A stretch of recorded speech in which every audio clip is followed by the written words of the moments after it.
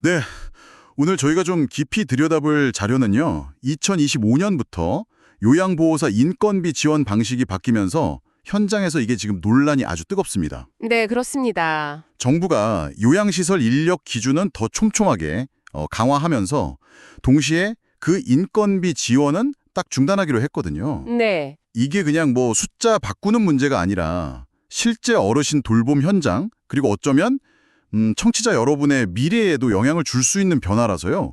저희랑 같이 한번 파헤쳐 보시죠. 네, 맞습니다. 이게 겉으로 보기엔 그냥 예산 조정 같지만 조금만 더 깊이 들어가 보면요. 어르신 돌봄 서비스의 질 문제하고 또 요양보호사분들 근무 환경, 그 안정성까지 다 얽혀 있는 문제입니다. 그렇죠. 오늘 주신 자료들 보면서 여러 목소리들 또 쟁점들 한번 균형 있게 짚어보겠습니다. 자, 그럼 구체적으로 뭐가 딱 바뀌는 건지 핵심 두 가지만 먼저 짚어볼게요. 네, 첫째는 2025년부터 요양시설에 요양보호사가 지금보다 더 많아야 해요. 지금은 어르신 2.3명당 1명인데 이걸 2.1명당 1명으로 더 빡빡해지는 거죠, 기준이. 네, 기준이 강화되는 거죠. 근데 바로 여기서 두 번째 변화가 나옵니다. 이렇게 사람을 더 뽑으면 당연히 인건비가 더 들 텐데 이건 좀 보조해주던 제도가 있었잖아요. 네, 인력 추가 배치 가산 제도라고 있었죠. 네, 바로 그 인력 추가 배치 가산 제도. 이게 폐지됩니다. 2011년부터 쭉 있었고 현장에서는 뭐랄까 안전판 같은 거였는데 말이죠. 여기서 잠깐 왜 시설들이 그 기준보다 여유 인력을 두려고 했는지 그 배경을 좀 봐야 하는데요. 아, 네네. 그게 그냥 인력이 남아 돌아서가 아니었거든요. 어르신들 상황이라는 게 아시다시피 정말 예측이 어렵습니다. 갑자기 입소하시기도 하고 또 퇴소하시기도 하고 안타깝게 돌아가시는 경우도 있고요. 그렇죠. 변수가 많죠. 네. 이럴 때마다 법적 기준을 계속 맞춰야 하는데 그러려면 약간의 여유 인력이 꼭 필요한 뭐랄까 완충제 그런 역할을 했던 거죠. 보험 같은 거였군요. 그렇죠. 일종의 보험이었는데 이제 그 보험료 지원이 딱 끊기는 상황이 된 겁니다. 그렇군요. 아, 그러니까 안정적인 운영을 위한 최소한의 장치였는데 그게 사라진다. 현장 반응이 어떨지 뭐 불보듯 뻔하네요. 네, 현실을 전혀 모르는 탁상 공론이다. 이런 비판이 아주 거셉니다. 한국노인복지중앙회 권태엽 회장님 말씀 들어보면 인력 기준은 강화하면서 지원은 중단하는 건 이건 사실상 수가 삭감이나 마찬가지다. 이렇게 보세요. 수가 삭감. 네, 그래서 결국에는 어르신을 더 못 모시고 내보내는 퇴소 사태.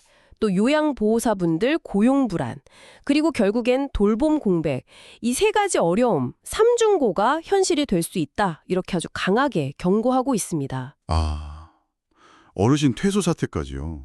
이야, 이게 그냥 비용 문제가 아니라 시설 운영 자체가 그냥 어려워질 수 있다는 거네요. 네, 그렇습니다. 자료에도 보니까 한 요양원 원장님은 최악의 경우에는 기준 미달로 수가, 그러니까 정부 지원금이 깎이는 건 물론이고 정말 어르신을 내보내야 할지도 모른다고 토로하셨더라고요. 맞습니다. 이게 그냥 엄살이 아니라 실제 운영하시는 분들의 그 어려움을 그대로 보여주는 목소리인 거죠. 네. 당장 비용 부담 때문에 인력을 줄이거나 아니면 급여를 올려주기 힘드니까 숙련된 요양보호사분들을 놓치게 되면 결국 서비스 질이 떨어지는 건 불보듯 뻔한 경고 아니겠습니까? 하긴요.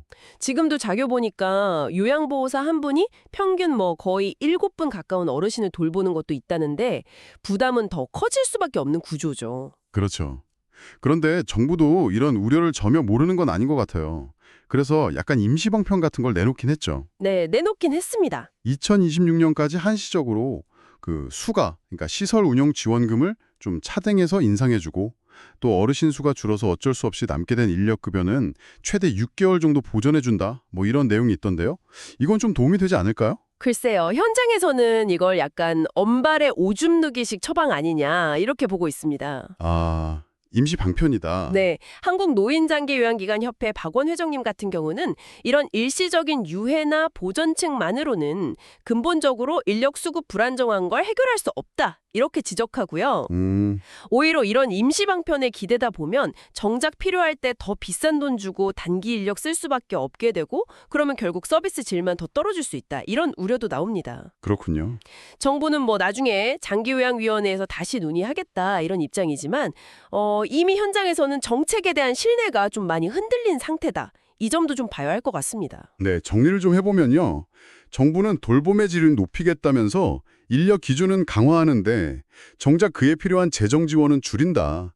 이게 서로 좀 부딪히면서 오히려 전체 시스템을 더 불안하게 만들 수 있다는 우려가 지금 팽팽한 거네요. 네, 맞습니다. 결국 이 문제는 뭐 단순히 요양시설만의 이야기가 아니라 우리 사회 전체의 노인 돌봄 문제와 바로 연결되고요. 또 언젠가 어쩌면 여러분 자신이나 여러분 가족이 이용하게 될 그 서비스의 질과도 직접 연결될 수 있다는 점을 좀 기억해야 할 것 같습니다. 네. 그리고 여기서 우리가 한 걸음 더 나아가서 생각해 볼 질문이 남는 것 같아요. 어떤 걸까요? 이렇게 빠르게 고령화되는 사회에서 정말 필수적인 이 돌봄 노동의 가치를 우리 사회는 과연 어떻게 제대로 인정하고 있을까? 그리고 어떻게 해야 지속 가능하면서도 안정적인 돌봄 시스템을 만들 수 있을까? 아, 근본적인 질문이네요. 네, 단순히 뭐 인력 기준 숫자 바꾸거나 일시적으로 돈 좀 더 주는 걸 넘어서서요.